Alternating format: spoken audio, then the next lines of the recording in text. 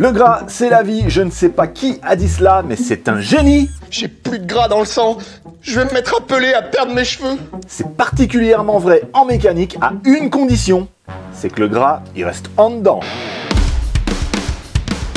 Garage bagnole et rock'n'roll. Garage bagnole et rock'n'roll.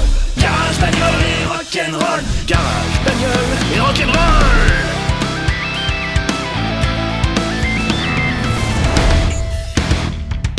Hey, salut à tous, bienvenue sur Garage Bagnole et Rock'n'Roll, l'émission où quand on en a gros, on ne se laisse pas faire et on se met au boulot. Aujourd'hui, je m'occupe de cette Alfa Romeo 156, l'Alfa Romeo. Elle a un léger problème de perte de gras au niveau d'un cardan. Un cardan, qu'est-ce que c'est? Le vrai nom, c'est une transmission. C'est une barre de fer qui est en sortie de boîte de vitesse et qui va jusqu'aux roues et qui permet d'amener la motricité aux roues motrices. Au bout de chaque barre de fer, il y a une articulation, ça s'appelle le joint homocinétique. Homocinétique, ça veut dire quoi? Ça veut dire que la vitesse de rotation en sortie de boîte de vitesse sera égale à la vitesse de rotation des roues motrices. Et au niveau de ces joints, comme c'est articulé et que c'est en mouvement, eh bien il faut que ce soit bien lubrifié. Donc, il y a une poche qu'on appelle un soufflet et qui est remplie de graisse spéciale. Et cette graisse, elle est censée rester à l'intérieur du soufflet.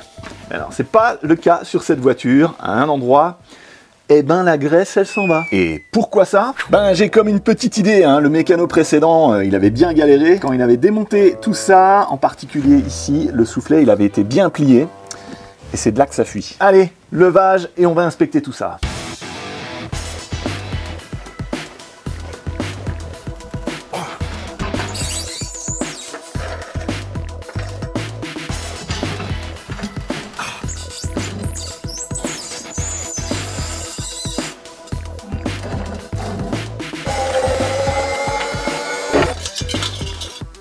Cette lampe est flinguée. C'est dur de travailler avec du matos qui est pété. Allez, on va voir ce qui se passe là-dessous. Alors ici on a la roue, et là juste au-dessus, on a le cardan. Et c'est ici, au niveau de ce soufflet, que voilà, ça gicle de la graisse, du gras partout. Et si ce gras continue de sortir, ce ne sera plus la vie, mais la mort! Assassin! Assassin! De ce joint homocinétique. Donc il va falloir faire vraiment une bonne inspection. Là ça a l'air d'être quand même vraiment tout au bout, cette fuite. On va faire vraiment une bonne inspection du soufflet. Alors, quel endroit sera mieux pour inspecter tout ça? Peut-être là. Ouais. En venant ici, en regardant par là, ça devrait être possible de contrôler l'état de tout ça. Alors, je vais écarter un petit peu ça et je vais tourner la roue. Ça permet de regarder tout le tour et ça a l'air d'être correct, hein. Donc là, j'ai zéro fuite. Là, j'ai pas de fuite non plus. Là, ce n'est pas fendu, hein. Ce soufflet a l'air d'être correct. Alors, est-ce que si là, j'essaye de bouger un peu. Ah oui, il bouge. Je peux bouger le soufflet à la main comme ça. Donc il n'est pas assez serré en fait. Tout simplement. Ok, mon gant était propre, hein. Ça va être très gras. Tout ça. Donc là, on a la tâche. Alors des colliers comme ça, j'en ai. Juste au-dessus, on voit toute la graisse qui a été projetée. Voilà, donc là-haut, on voit bien que ça a été projeté vraiment dans le prolongement de ce collier de serrage là. Toute cette graisse qui est partie. Donc il va falloir en remettre dedans, hein. Si la graisse est sortie, il faut en remettre. Bon, alors ce qui va être dur maintenant, bah, ça va pas être de démonter le collier de serrage là, mais ça va être, une fois que le nouveau sera remis, de serrer le collier pour qu'il soit bien serré et que ça ne se reproduise plus. Parce que là, il y a très peu d'accès. J'ai juste une toute petite fenêtre ici entre le moteur et le triangle ici en bas. Donc on va voir. Je ne sais pas si mon outil va passer. Alors, démontage de l'ancien collier. Si j'ai de la chance, avec un simple tournevis, ça vient. Évidemment, vu comme c'est gras, ça glisse. Et voilà. Donc ça, c'était facile. Maintenant, pour mettre de la graisse dedans, alors je le déboîte. Ouais, il déboîte facilement. Et il n'y a plus grand chose là-dedans. Il était temps d'intervenir.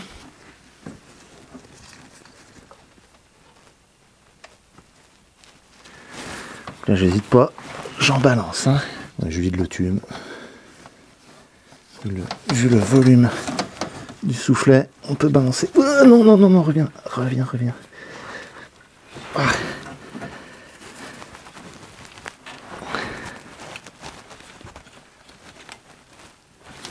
J'espère que tout n'est pas en train de tomber en dessous là. Ça va. Alors, je remets en place. Ok, là c'est en place. Voilà l'état des gants. Hein. Alors ensuite on masse bien pour ramener au maximum la graisse vers l'avant. Voilà. Le soufflet est bien mis. Il va falloir nettoyer encore. C'est terrible, il y en a partout là. Je vais mettre ça comme ça. Je vais faire tourner la roue.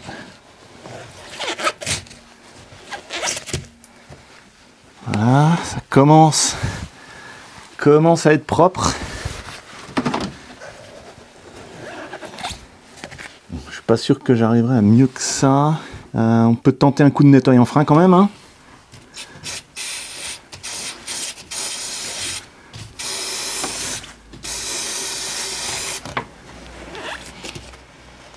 Et bon, on en sort encore. Hein. Je crois qu'il n'y en a plus, il y en a encore. Ok, c'est pas mal. Alors, le collier, on va déjà lui donner une forme. Approximative.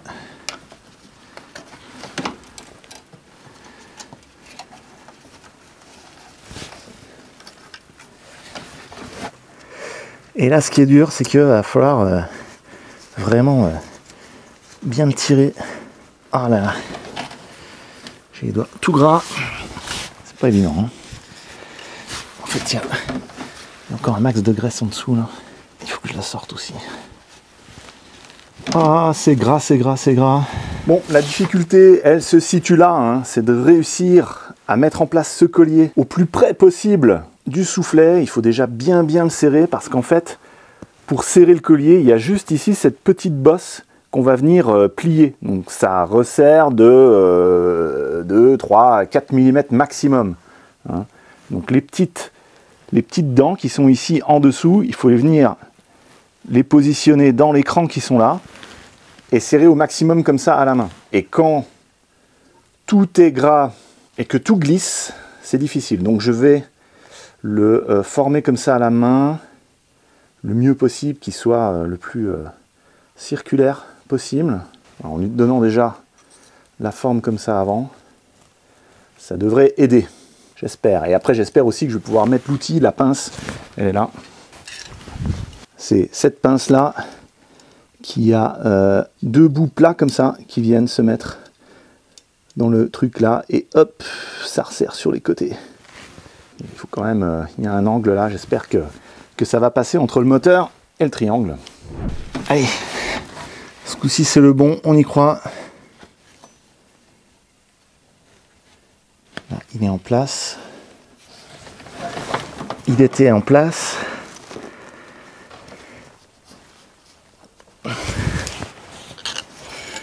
Ça a l'air pas mal. Alors si je prends un tournevis et que je prends appui là, est-ce que je peux avancer d'un cran? Ce serait pas mal. Ce serait pas mal. Donc là c'est quand même une opération qui demande pas mal de dextérité.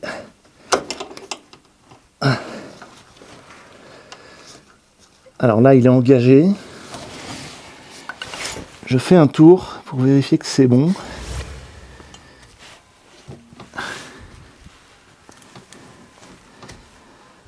Ça a l'air d'être bon. Alors maintenant, Est-ce que l'outil passe pour serrer? Telle est la question. Je continue de m'essuyer les gants, il y a toujours du gras, du gras, du gras. Alors si ça pouvait passer, là, ce serait magnifique. Ce serait magnifique. Mais non. Hein, peut-être. Peut-être je tiens quelque chose.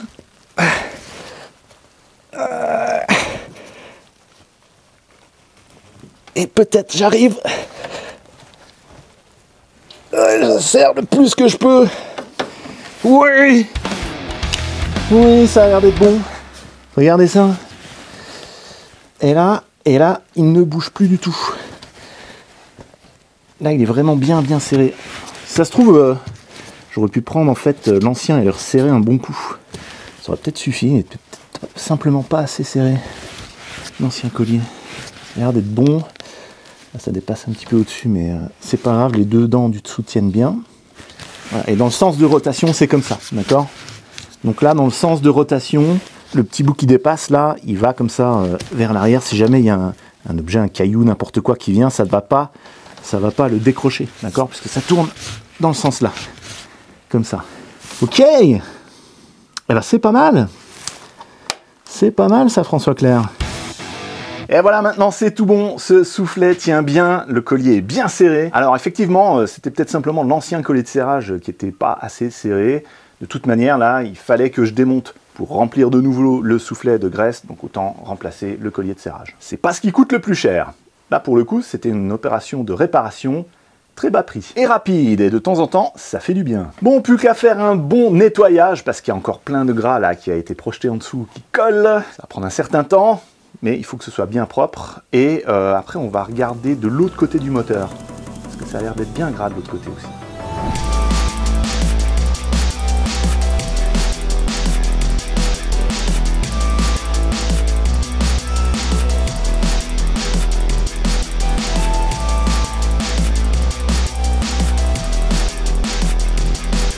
Ok, donc là, c'est pas mal. Là-bas au fond, c'est propre, c'est sec. Sec, à peu près, hein. On va dire que c'est suffisamment sec pour que si jamais le problème réapparaît, eh bien on le voit immédiatement. Ok, donc là on est bien. Donc, il y en avait plein les tuyaux là, tuyaux de clim. Il y en a encore hein, sur les gaines là derrière. Alors maintenant ce qu'on va regarder, bah, c'est le côté là. Parce que là aussi c'est gras. Oui, il m'a fallu tout ça comme papier hein, pour nettoyer. Et quasiment une canette de nettoyant frein. Alors ici, sous la boîte de vitesse, on a vraiment pas mal d'huile là qui coule. On voit que c'est ici derrière là. Ça remonte là. Alors ici, du ride de turbo. On a le turbo qui est là. Il y a un petit peu de noir là, mais ça m'a pas l'air d'être ça la cause. Hein. Le retour d'huile du turbo qui est là-bas, le tuyau là, c'est bien sec. Tout au fond là on voit, c'est sec. Le gras là, il vient vraiment. Ça apparaît par ici, ça fait vraiment tout le tour. Tout le tour là, de la boîte de vitesse et ça va. On voit que dedans là il y en a, donc j'ai un petit peu peur qu'en fait ce soit le joint spi en bout de vilebrequin ici là qui fuit tout simplement. Et spi alors soit côté moteur, soit côté boîte, et que voilà, qu'il y ait peut-être de l'huile moteur qui passe tout simplement ici dans la cloche. Donc ici on a l'embrayage hein, qui est là. Normalement c'est toujours au sec, mais là apparemment c'est bien humide, et ça malheureusement c'est pas une fuite qu'on résout en resserrant un collier de serrage.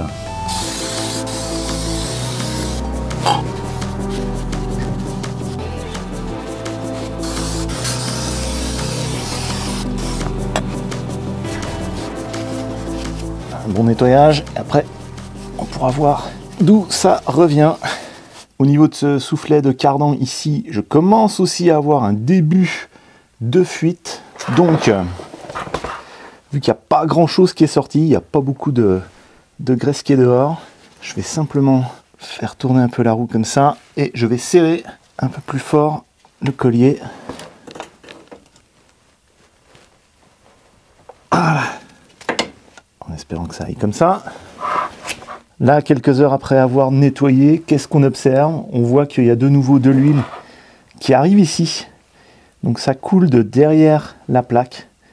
Donc là, je dirais que c'est bien le joint SPI côté boîte là qui est en train de fuir et que la boîte est en train de se vider tout doucement. En même temps, l'huile est noire. Bon, je ne sais pas trop. L'huile noire comme ça vient du moteur. Hein. L'huile de boîte, elle devrait être plus claire. Bon, juste ici, on a le bouchon de remplissage. Là-dedans, en plein milieu. Je vais l'ouvrir et puis je vais remettre de l'huile et puis on verra.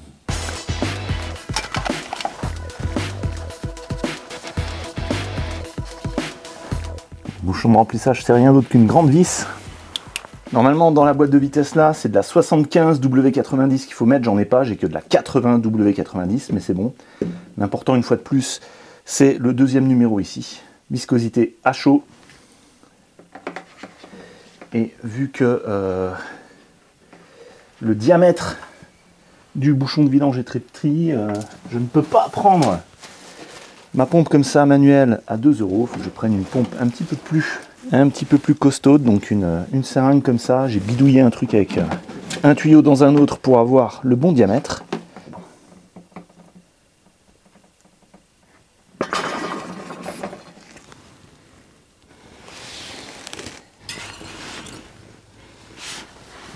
Alors, est-ce que ça coule depuis le bouchon? Un petit peu. On peut continuer à en mettre. Alors maintenant, on en est où?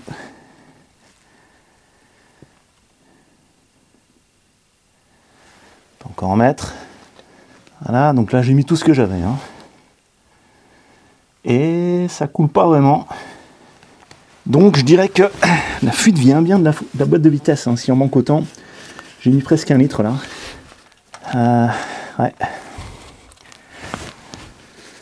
C'est pas la meilleure des situations pour cette boîte. Bon. Allez, hein, sur ce côté-là, je vais rien faire de plus. Il faudra voir ce qui se passe là-dedans le jour où l'embrayage est à changer. Et en attendant, refaire le niveau de la boîte de temps en temps.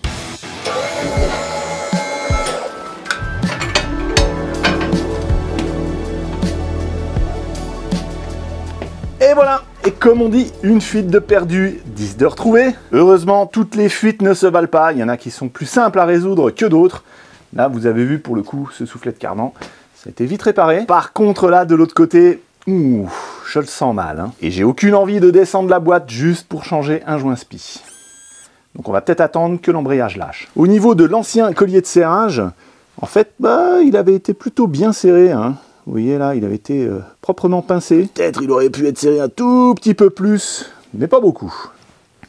En tout cas, c'était bien gras et c'était bien sale tout ça comme travail. Hein. Objectif atteint, tout le gras est revenu à l'intérieur. A priori, ce cardan devrait rouler encore quelques kilomètres. J'espère que cette vidéo vous a plu et qu'elle vous motivera à inspecter vos dessous de caisse pour résoudre les problèmes de fuite éventuels. Je vous souhaite à tous de bonnes réparations. Je vous souhaite aussi des bonnes raclettes, des bonnes fondues et des bonnes choucroutes parce que c'est la saison, parce que le gras, C'est la vie. Si vous cherchez l'outil que vous m'avez vu utiliser dans ces vidéos, je vous mets aussi les colliers de serrage. Vous trouverez les liens en dessous dans la description. En attendant qu'on se revoie, je vous laisse ici la playlist de l'Alfa Romeo 156. En dessous, un super épisode aléatoire que YouTube a sélectionné pour vous. Moi, c'est François. Je vous dis à la prochaine sur Garage, Gras et Rock'n'Roll. C'est quoi déjà à propos du caca des canards ?